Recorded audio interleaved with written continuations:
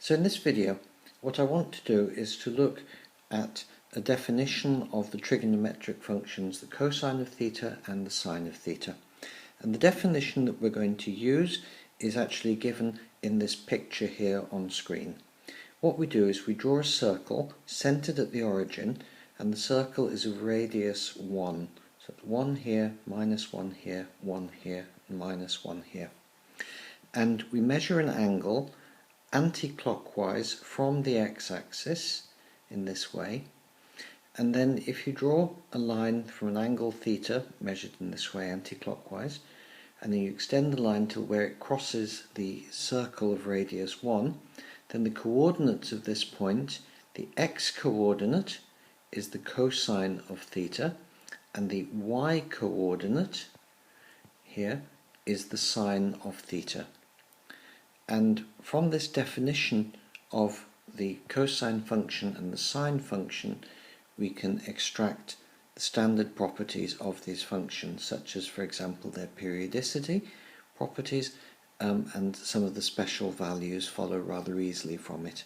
So what we're going to look at in this video are the periodicity properties and various special values.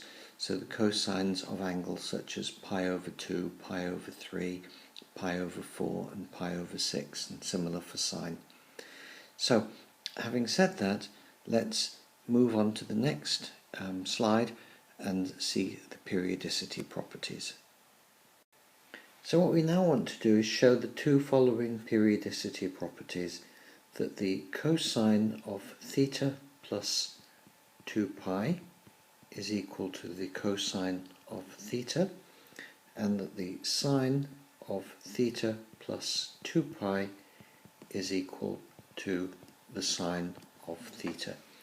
And to see this, again, we're just going to take our definition, draw the circle, centered at the origin of radius 1. So here is our circle, 1, minus 1, 1, minus 1. And let's choose our angle to be here. It doesn't matter at all which quadrant it is. This angle we call theta. Now, the coordinates of this point here are, we have just said, the x-coordinate is the cosine of theta, the y-coordinate is the sine of theta. But supposing we wanted to look at theta plus 2 pi, well, in that case, what we would do is we would have the angle that we already have, and then we add 2 pi to it.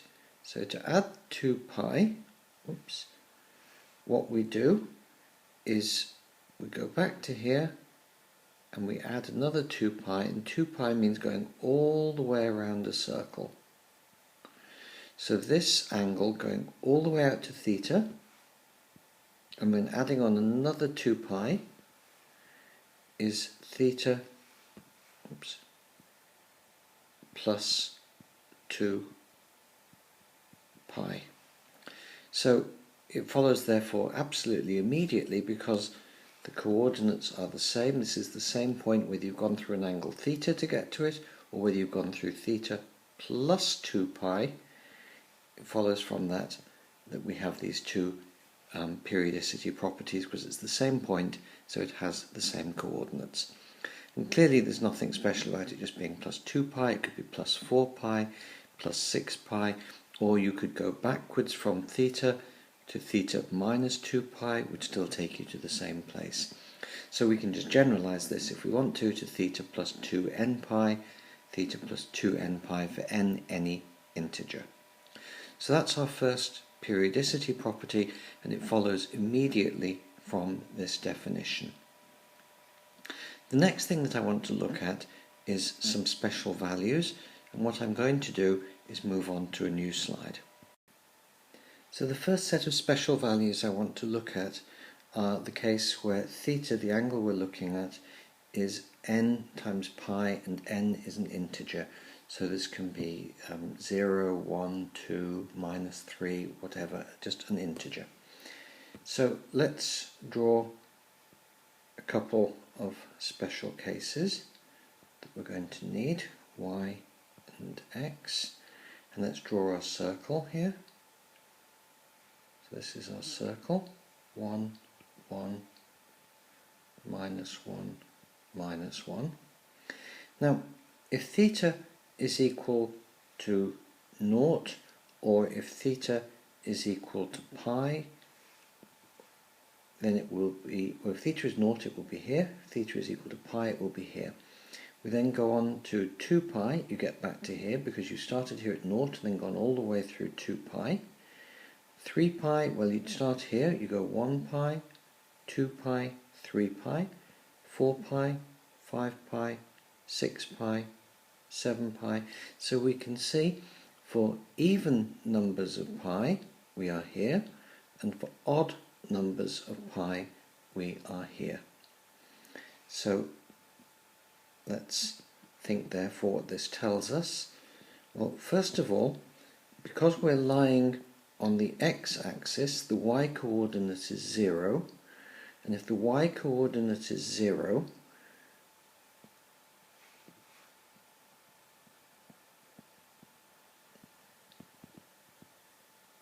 so if the y-coordinate is 0, this implies that the sine of n pi is equal to 0 for any integer n.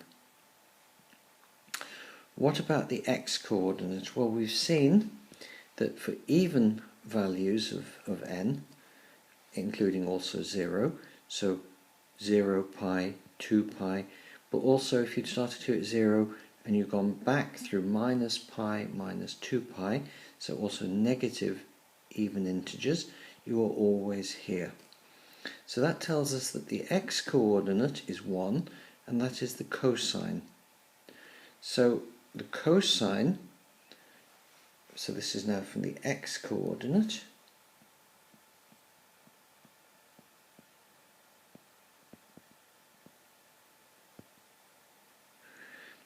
the cosine of 0 is 1, but then if we add pi, 2 pi to it, starting here at 0, we add pi, 2 pi back to here, so 2n pi, also 4n pi, 6n pi, etc. So cosine of 2n pi is equal to plus 1. If, however, we'd started here at 0, and then we've gone through pi, or if we'd gone backwards by minus pi, we would end up here, and the cosine is minus 1. So therefore, the cosine of any odd integer number times pi is minus 1, and an odd integer can always be given by saying 2n plus 1 multiplied by pi, and the cosine of this angle, 2n plus 1 pi, is equal to minus 1, because this angle means that you are at this point. So let's just check that. If n is 0, you are at 1 times pi, so you start off at here, you go through to here to pi. If n is 1, you have 2 times 1 is 2, plus 1 is 3, 3 pi, so that means you start here at 0, pi, 2 pi, 3 pi, yes, we're back there. And if n was negative, say minus 1, you would have 2 times minus 1 is minus 2, plus 1 is minus 1, so minus pi. We start here at 0, go back through minus pi, going clockwise is a negative angle, that would again take us to there, and the x-coordinate is minus 1, so yes, the cosine of minus pi is minus 1, etc. So, what we've seen on this slide is that for the special angles where theta is n times pi, where n is an integer, then the sine of any integer number of pi's is 0, because you are lying on the x-axis, and the cosine is plus 1 if you have an even number of times pi, and the cosine is minus 1 if you have pi multiplied by an odd integer. So that's one set of special values, and the next set I want to look at is when we're lying not on the x-axis, but when we're lying on the y-axis, and I'll go on to a new slide for that. So the next set of points I want to look at, which is very easy to talk about what the sine and cosine of those angles are the 2 points on the circle that lie on the y-axis. Because they lie on the y-axis, by definition their x-coordinate is 0, so therefore we know that the cosine of this angle here, which is pi over 2, is going to be 0. And we also know that the cosine of this angle here, which is pi over 2 pi, which is 3 pi over 2, is also going to vanish. And then you can add 2 pi to it as many times as you wish, or subtract 2 pi from it as many times as you wish. You're still going to lie either at this point or at this point, and the cosines of those angles are going to vanish. So it is generally true that the cosine of 2n plus 1 all divided by 2 multiplied by pi is equal to 0 for n an integer.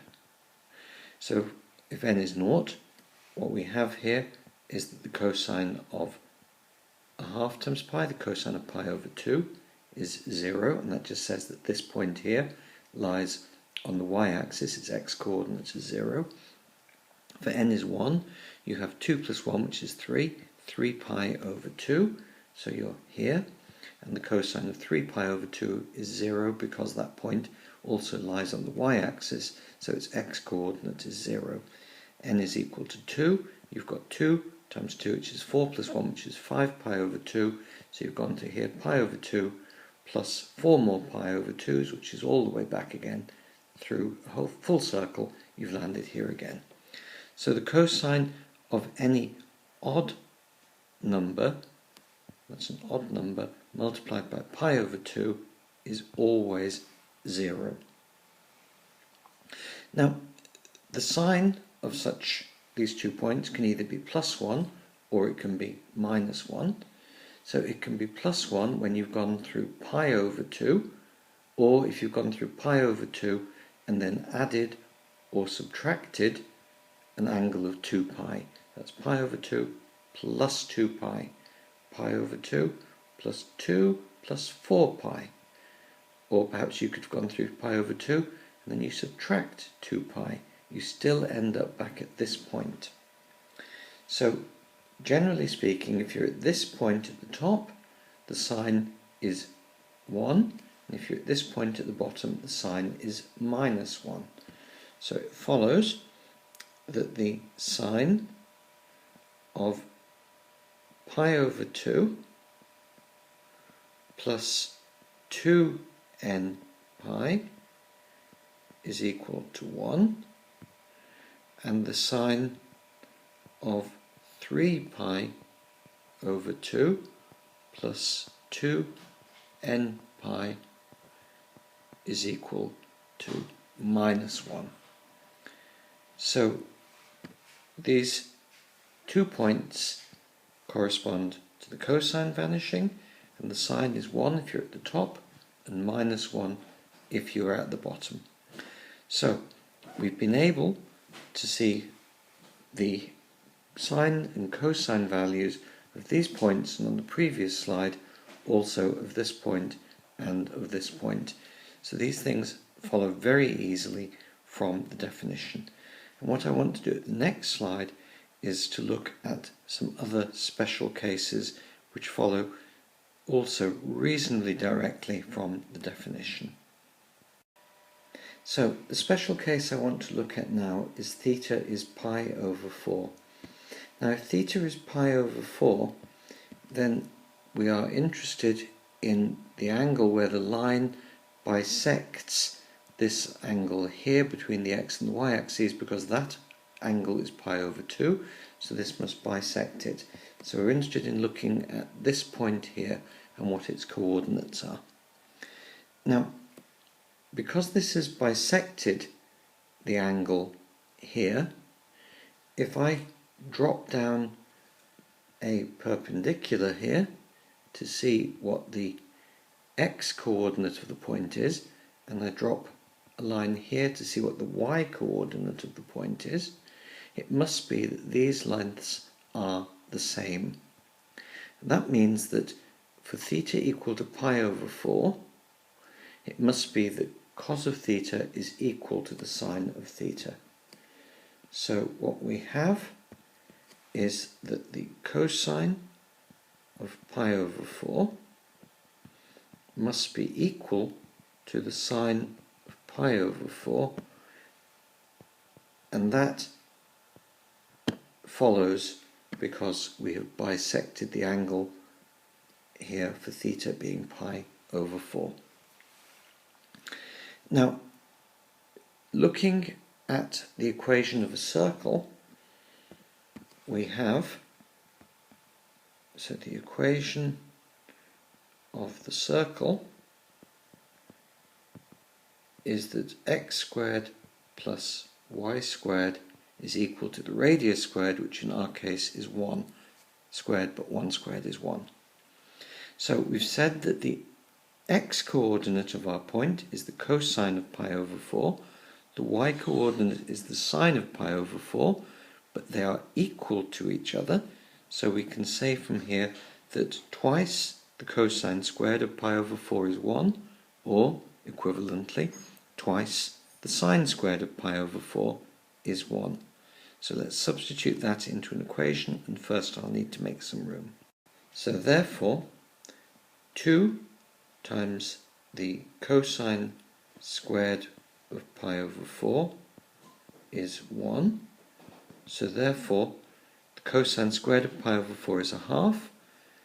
Looking at our angle, it's absolutely clear that the cosine is positive. It's on the right of the origin, and the sine is positive because the point lies above the x-axis.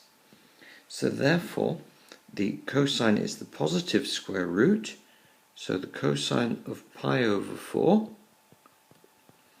is the positive square root of a half, so it is 1 divided by the square root of 2. And because we've already said that the sine of pi over 4 is equal to the cosine of pi over 4, we can immediately write down the sine is equal to that. Let me just pause, make a little bit of room. So therefore, the sine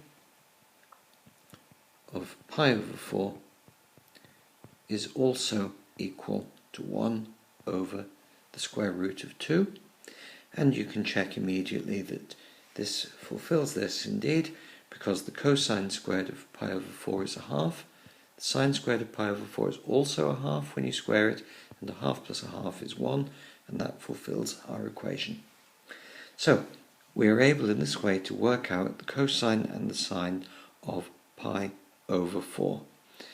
What we now want to do is look at another set of special values, and for that I'm going to draw a new triangle on a new slide.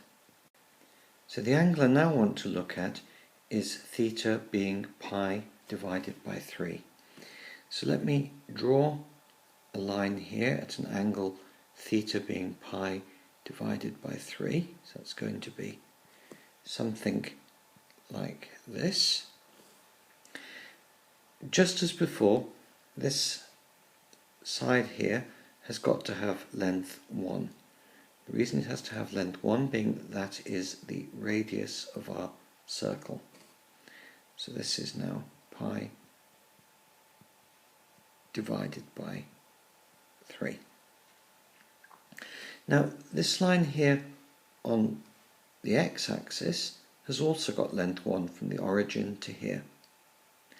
So we can complete a triangle joining this point and this point here, which is also going to have length 1. Why is that? Well, here we have drawn two sides of an isosceles triangle because they have both got length 1. This angle is pi over 3, and from basic geometry we know that an isosceles triangle where the angle at the top is pi over 3, the other angles must also be pi over 3, so that the angles inside the triangle add up to pi, and therefore that is an equilateral triangle, so this has also got length 1. And we're still interested in what the x and y coordinates of that point are, because the x coordinate of this point is the cosine of pi over 3, and the y coordinate of the point is the sine of pi over 3. To work out what these coordinates are, the easy thing to do is to drop a perpendicular here and to look at this right-angled triangle. Now, the base of the right-angled triangle is going from symmetry to be half of this length here. This length here is 1, so therefore we are going to have the base being a half. The height of this triangle is this dashed line that I've drawn here, and the height of the triangle I can call h. And from Pythagoras' theorem, if we look at the triangle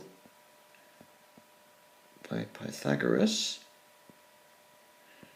we have the 1 squared, that's the hypotenuse squared of this triangle, is equal to h squared plus a half squared, and it's easy to solve that. H is again clearly positive because this is the length of this thing. This triangle, it is above the x-axis, so we find that h is equal to the square root of 3 divided by 2. Let's just check that. H squared is going to be the square root of 3 squared, which is 3, divided by 2 squared, so you have 3/4. A half squared is a quarter, so 3/4 plus a quarter is 4/4, which is 1, so that's correct. So we've seen that this is the correct value for h. So we now know how far this point lies above the x-axis. The height here is the square root of 3 over 2. We know how far it lies to the right of the x-axis, in other words, what its x-coordinate is, because this line has bisected this line of length 1, so this is at position x is equal to a half. So at this stage I can make a little bit of room and write down what we know about the coordinates. So the coordinates of this point here are going to be the cosine of pi over 3 is the x position, and the y coordinate is the sine of pi over 3. And we've just seen that this is given by the x coordinate is a half and the y coordinate is the square root of 3 over 2. So therefore the cosine of pi over 3 is a half, sine of pi over 3 is the square root of 3 divided by 2. And that follows from our definition and from some geometry. So finally, on the next slide, I want to look at the special case where the angle is pi over 6. So what I want to look at now is the special case where the angle is pi over 6. So again, what we do is we draw our circle of radius 1, centered at the origin, and we go anti-clockwise away from the x-axis through an angle of pi over 6. And the coordinates of this point, the x-coordinate is going to be the cosine of pi over 6, the y-coordinate is going to be the sine of pi over 6. Now what I'm going to do is I'm going to take this line here through pi over 6 and I'm going to draw a reflection of it underneath the x-axis. So this is going to be reflected backwards, and we have a line like this, and this line is through an angle of minus pi over 6. So the total angle, adding this and this together, is pi over 3.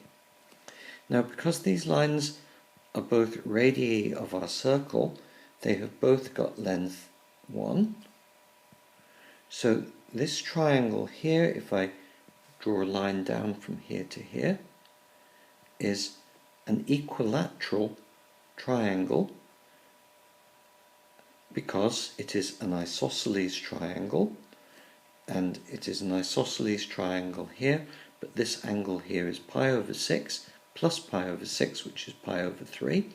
These angles have got to be the same because it's an isosceles triangle and these angles are identical, so therefore they must also be pi over 3 and pi over 3, and this angle is therefore an equilateral triangle, and that means in particular that this length here has got to be 1. Clearly the x-axis bisects it, so this therefore must have length 1/2 above the x-axis.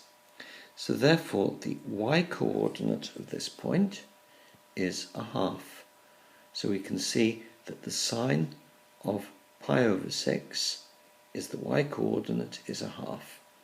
And now again, if we look at this right angle triangle here and use Pythagoras' theorem, then just as before we can convince ourselves, and I'll leave this to you as an exercise, that the cosine of pi over 6 is going to be the square root of 3 over 2.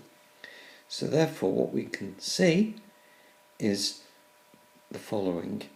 We can say that the cosine of pi over 6 is the x-axis value, the x-coordinate. The sine of pi over 6 is the y-coordinate, and this is going to be the square root of 3 over 2 for the cosine, and as we've argued here, for the sine, it's going to be 1/2. So what we've been able to see is what the sines and cosines are for the angles pi over 3, pi over 4, and pi over 6. And to conclude this video, I'm just going to draw a picture with all of those results summarized. So to summarize our special cases, I've drawn here again our circle of radius 1 centered at the origin, and I've roughly marked out where the angles are pi over 6 here, pi over 4 which bisects the angle between the x and the y axes, and pi over 3. And what we have seen is that the coordinate of the angle pi over 6, so this point here, the x coordinate is the square root of 3 divided by 2, and the y-coordinate is 1/2. So this point here is roughly halfway, which is exactly halfway between here and here. It's roughly on my diagram because it's not perfectly to scale. The angle pi over 4, as we've said, bisects this angle from the x to the y-axis. So because this is a line of radius 1, that means that the coordinate has to be at 1 over the square root of 2 for the x-coordinate and 1 over the square root of 2 for the y-coordinate. So that tells us that the cosine of pi over 4 is 1 over root 2, and the sine of pi over 4 is also 1 over root 2. And for the angle pi over 3, these values here, cosine and sine for pi over 6, are swapped around. So what we see is that the x-coordinate of this point is 1/2, and the y-coordinate of this point is the square root of 3 over 2. So the cosine of pi over 3 is a half, and the sine of pi over 3 is the square root of 3 over 2. And of course there are other special cases that one can work out, but these are some of the most important, and I'm going to end this video here.